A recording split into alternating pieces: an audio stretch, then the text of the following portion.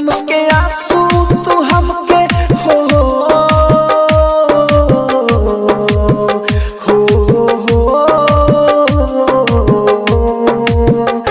गम के आंसू तू हमके पिया दिहलू गम के आंसू तू हमके पिया दिहलू प्यार कइला के कैसन सिला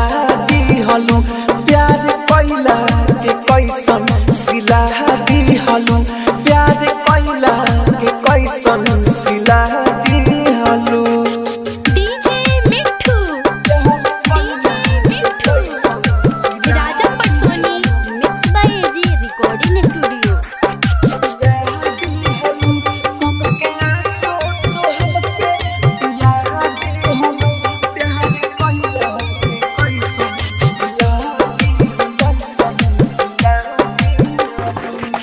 चल गइल ससुरा तू गोरिया पराई के नाजुक दिलवा के तोड़ा लोहर जाई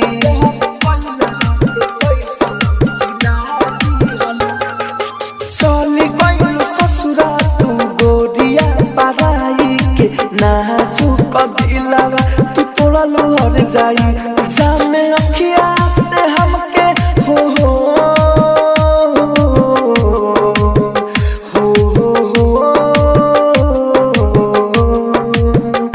जामे अखिया से हमके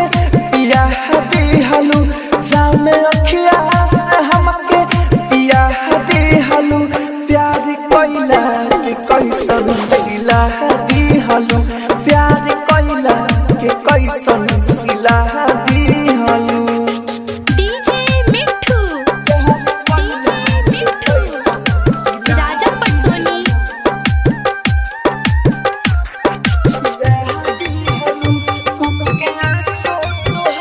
आप सुन रहे हैं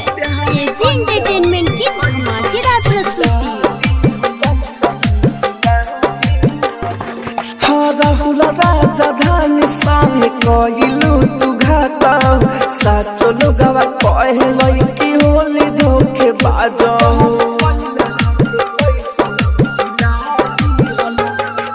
राइटर ए सयालम सुन दिल ना लगई